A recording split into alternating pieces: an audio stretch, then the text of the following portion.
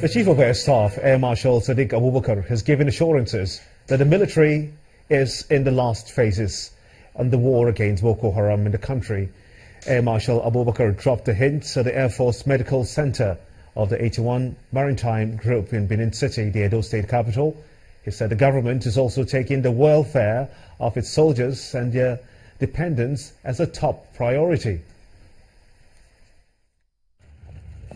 The Chief of Air Staff, Air Marshal Sadiq Abubakar, alights from the aircraft at the 81 Maritime Group of the Nigerian Air Force, Benin City. He is received by senior officers of the Nigerian Air Force and sister military organizations. How are you? He then proceeds to inspect the quarter guard mounted in his honor.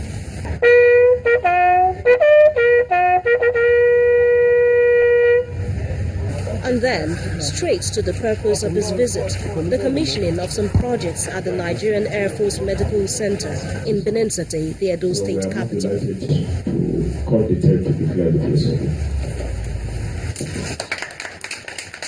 After the commissioning of the projects, the Chief of Air Staff speaks to journalists on the force's interest in personnel welfare. Our focus is to ensure that we have a professional service, and in professionalism is not just about training the soldier, equipping the soldier, but taking care of the welfare needs of the soldier. The professional soldier can also fall sick, and that is why we need to provide a laboratory, which we have done.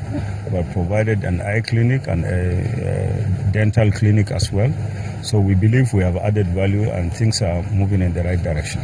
He also touches on security matters, especially the fight against Boko Haram insurgents. The whole issue with fighting terrorism, we are at the tail end of it.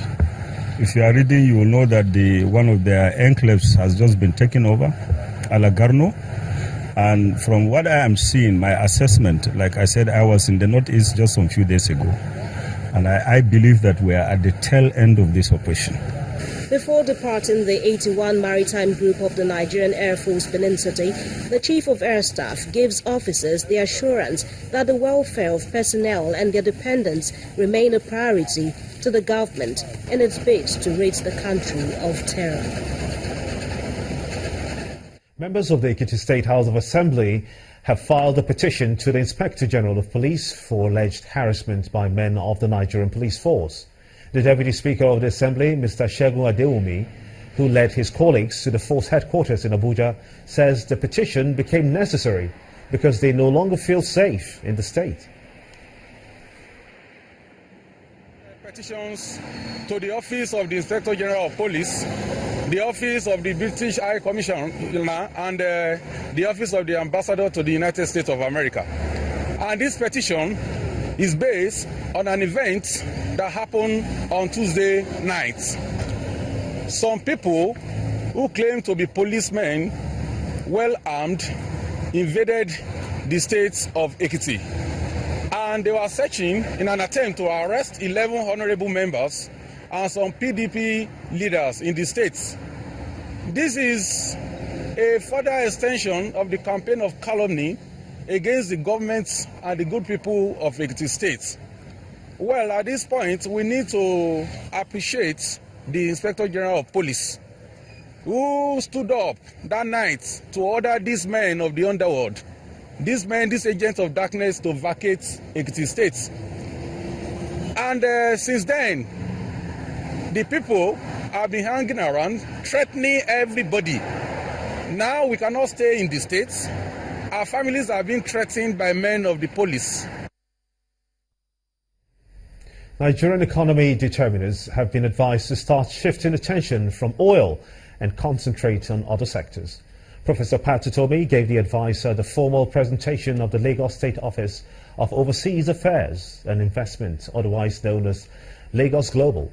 Professor Pt.3 advocates a 21st century economy and an advanced megacity hub which combines nearby states. Special advisor to the Lagos State Governor, Professor Ademola Abbas, says that the agency, among other functions, is responsible for promoting investment into and exportation from Lagos.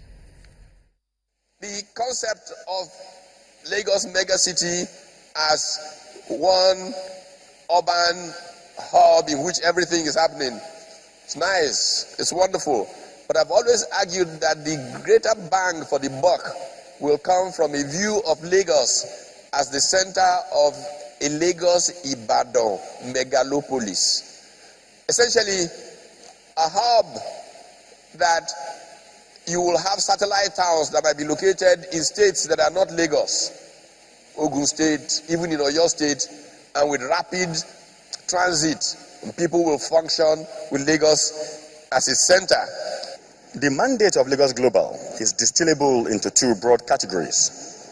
That is, promoting investment into and exportation from Lagos on the one hand, and managing the overseas affairs of the state on the other. While Lagos Global is responsible for attracting domestic and foreign investment into Lagos State, as well as promoting exportation from Lagos, it also is the office that is responsible for championing the overseas affairs of the state. And investors should rest assured that Lagos Global will be there to work with them and facilitate all activities concerning their investment. Operations at Bristol helicopters in Port Harcourt, the River State capital, and Ikeja in Lagos State have been shut down after pilots and engineers staged the protest. Members of the National Association of Aircraft Pilots and Engineers said the action is against alleged disparity in pay between expatriate pilots and their Nigerian counterparts.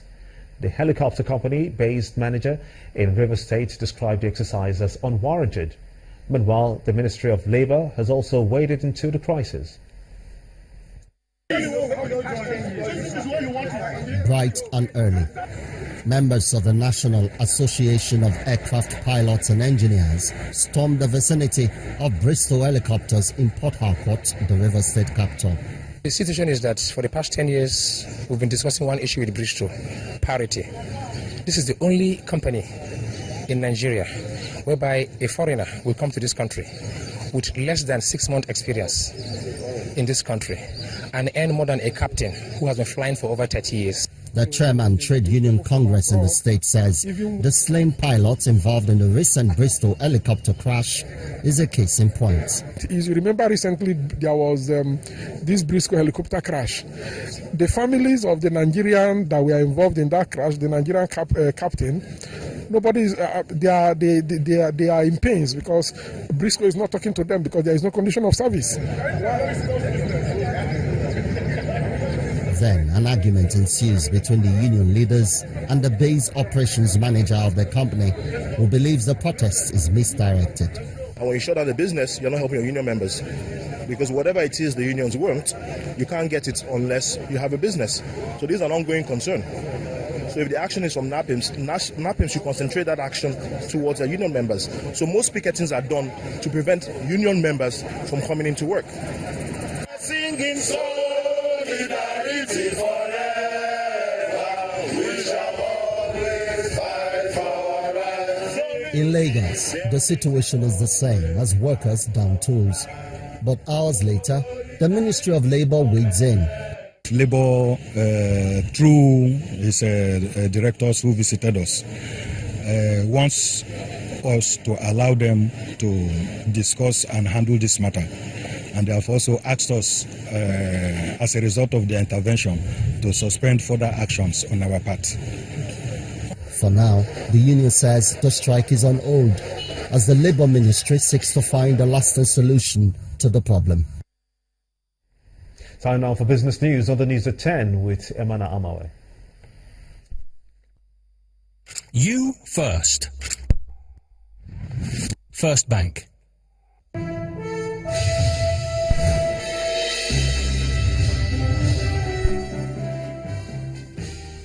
Good evening and welcome to Business News. Statistics from the Central Bank of Nigeria shows that the country's foreign currency reserves rose marginally by 0.18% to $27.87 billion as at March the 29th from $27.82 billion 1 month ago.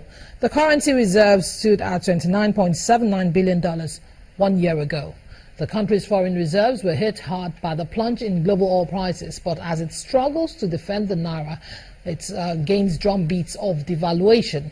Africa's biggest oil-producing economy is currently facing one of its worst economic challenges since independence in 1960.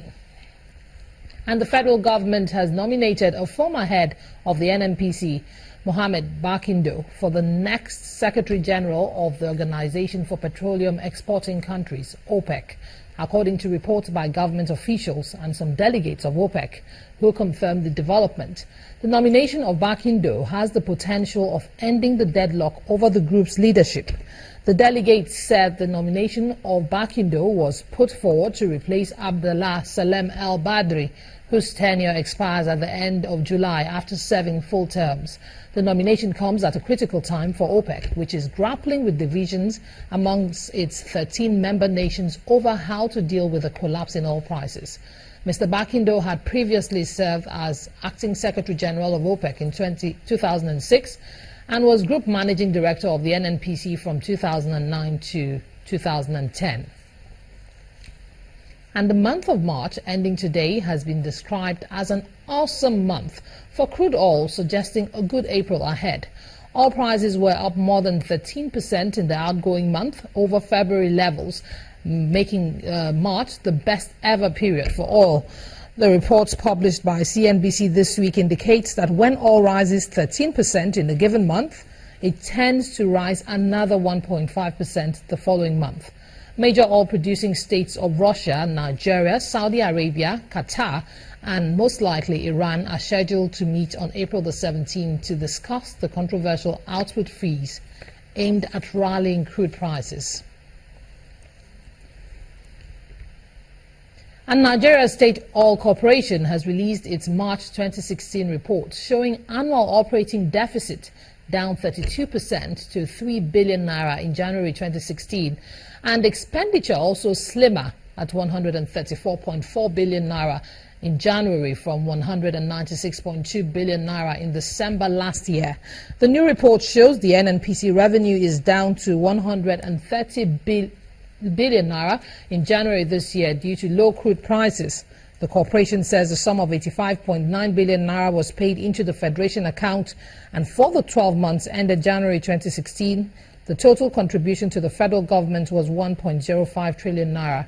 In December 2015, the NNPC reports total crude oil lifting of 65.95 million barrels by the corporation, the joint venture partners, and the independent operators. The all-share index of the Nigerian Stock Exchange has bounced back to positive territory. At the close of trading activities today, 23 stocks appreciated, while 19 declined. BC Adebayo has more.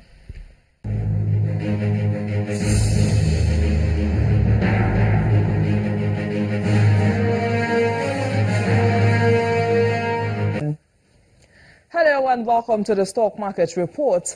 The key broad index reversed the positive territory at the Nigerian equities markets with an increase of 0.64% on the back of price gains from some bellwether stocks. Market capitalization also grew to 8.70 trillion naira. Thursday's transactions ended with a total volume of 264.03 billion shares worth 1.93 billion naira in 3,297 deals. FCMB, Fidelity Bank and Sterling Bank were the top volume drivers for the session. Total topped the list of 23 gainers with a 5% increase.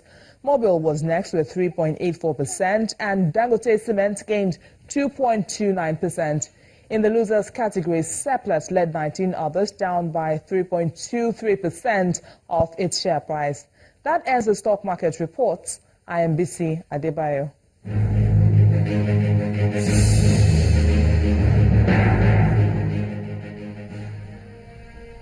Very many thanks, BC. It was a day of gains and losses at the global stock exchanges. Let's find out how equities fared.